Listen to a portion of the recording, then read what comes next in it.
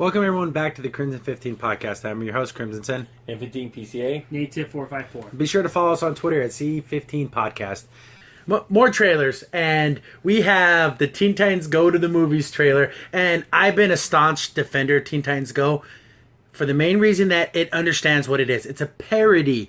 People, the old Titans is so much better. This is a parody of that. So the trailer for the movie is hilarious. Perfect. I'm laughing. It has the animation, of course, is way up there, and the whole concept is like the Teen Titans like, well, they're making movies for every hero. How come we don't get a movie? And they decide that's just hilariously played into the whole like how there's so many comic books. There's so many comic book movies, so it's self-aware. Yeah, it's aware that the DCEU is horrible. It knows it is. Well, it made that joke about Green Lantern. Yeah, they made the Green Lantern. But it's funny, you get to finally see John Stewart Green Lantern, but it's not it's serious. The first appearance of John Stewart in a DC movie. So they I know, right? Yeah. But I wanted a real movie, though. A movie that's... So they decide, well, if we had an arch nemesis, then we'll be like a real superhero team. So, of course, when you think Teen Titans, you think Deathstroke. Yeah. Or Slade Wilson. Yeah. And it's the funniest joke that everyone makes is when they first meet up, they're like, oh, it's Deadpool. They're like, no, I'm not Deadpool. There's a little conversation. Well, I was first. No, I'm pretty sure Deadpool was first. No, it's all... That's so funny. That's meta, fourth wall breaking, hilarious. And I love the fact, I love Superman's voice. I think Nicolas Cage nails it. I love it. It's good. Because he's always wanted to be. We did a whole video on that, and I guarantee you probably loved every moment. Oh yeah, he Dude, loved it. And the jokes in here are pretty funny. And Slade, Deathstroke. I guess there is a WB doesn't like the name Deathstroke because it's like evil, so they call him Slade, which is so stupid. But Slade is us. He's like, you guys are a bunch of goofball morons. I have no interest in fighting you. Yeah, you're just a bunch of kids and half a robot. I don't give a crap about wanting to be battling you. Basically, he just said you're the rejects that everybody else doesn't want. But it makes it funny because Robin that much more wants to be there. Wants it more. That's what makes it funny because Robin's going to keep pushing it. That's the because in the Teen Titans original animated series, that was like their big baddie was Deathstroke. Yeah, and so like it gets trying to make those connections. Like it's so self-aware that it just brings a smile to my face. And I love the joke too about the room. That was funny. There's no room for you guys. Well, we have room for dessert. No, it's like boom, he got you. You didn't save anything. We saved room for dessert. And they're like, oh, that was funny. I could stop laughing. And then at the end, I love the part where Slade's like, "What are you gonna do? We're gonna fart. We're gonna dance. We're like all the waffles at me." And then they're all like, "Oh shoot!" They're putting their waffles away. Yeah, Summer's like, "Oh, can't use that." Because you actually, at this point, they're really gonna need to fight. Like they're not gonna need to be silly. The funny part is, out of all the Teen Titans Go episodes, I think the Waffles episode is the worst episode because, the gag, it's over. Yeah. Well, I think they're making fun of that. They're making fun of the fact that they know. It's self-aware, and it's amazing for it that they're willing to literally make fun of themselves. Yeah. All their jokes are at their own expense. Exactly. Let's say, guess what, guys? You know all the things you say about this? We're going to make fun of it first, so it just, you declause it. Exactly. When I think of it, it reminds me of DC's version of how Deadpool can be with Marvel is how the Teen Titans are with their own stuff. Except more the cleaner version. Yeah, cleaner versions. But doing the jokes and the gags and all the silliness and more, it's like, they're really dogging on themselves pretty hard. And the movie's Alfred. Okay, Alfred. Yeah, and it's rated R, right? It's like, he's going to clean up the streets. Oh, yeah, he's a butler. Oh, it's so stupid. That's really good. And the Ron's looking at him like, really, guys? I'll go see that. You guys. That was funny. It's ridiculous that they're not even the fact that they don't care about being heroes. They just want to be in a movie. It's so self-absorbed, but it's also commentary on DC too. It is. We got to keep putting these movies out here no matter what. We got to catch up to Marvel.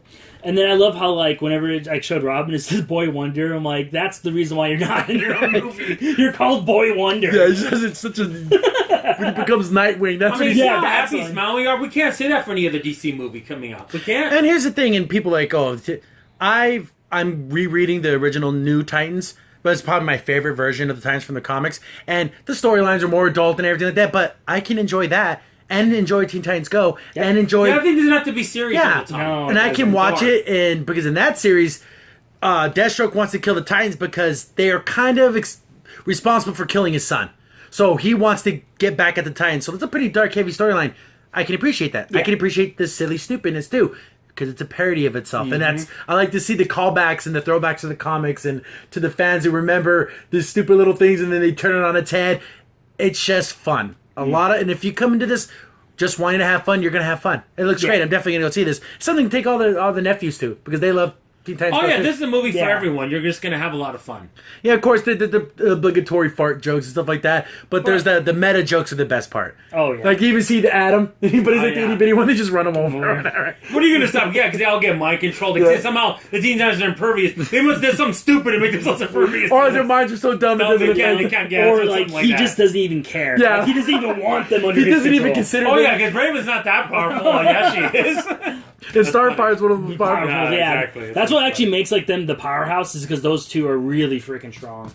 Oh man, it looks a lot of fun, and then of course you got to have all the radio music, so it has like all the. But the one thing I'm waiting for, I know it probably won't be in time for this movie, is on the Teen Titans there they make fun of the live action TV show. They have to. The way Starfire looked was terrible. They have to make fun of that. Man, well, everyone did not look good. Well, except for Robin, he looked amazing. Because he's just a guy like when in his regular street clothes, but I can't believe what I'm looking forward to most from DC is the freaking Teen Titans Go to the movies. Yeah, the parody of the Teen Titans. The joke of the DC is the thing I'm looking forward to. Yeah. Not any of the other stuff. But yeah, definitely it's a funny trailer. They did a great job, unlike other DC properties. We still haven't seen an Aquaman trailer. So it's coming out. It's coming out in like 6-7 months. We haven't seen anything. It's so amazing, that's why. Yeah, they're hiding it It's from so us. amazing, yeah. Amazingly bad. It's good. It's good and terrible. Yeah. So definitely check it out. If you're even come with an open mind, I know it's the worst cartoon ever made. Guys, I love how the hate it gets, but how come it keeps getting made that if no one's watching it? People are watching the show, obviously. Yeah. They find it funny. It makes them laugh. And also, if you're a DC fanboy, at least your characters are being known. Yeah, at least some people know who Yeah. Raven, Beast Boy are, and Starfire and Cyborg, and it's great. Exactly. Of course, they may say booyah and all the stupid stuff, but at least they know them. That's better than what you can say for your other franchises. And if you get a chance, haven't seen it, watch the TV series. It's hilarious. It's super funny. Oh, yeah. There's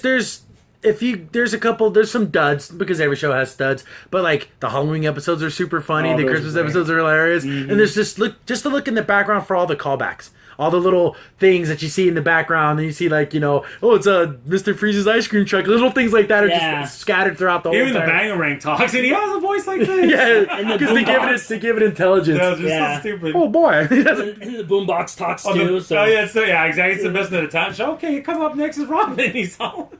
And he has a little microphone. He just bounces He's around. not trying. Like he keeps losing. Okay, Robin, you can't keep trying. You lost.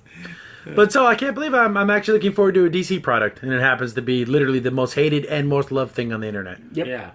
Yeah. Crimson Sin here. Thanks for watching, and be sure to like, sub, and share. Also, for the most up-to-date information about the podcast, follow us on Twitter at C15 Podcast.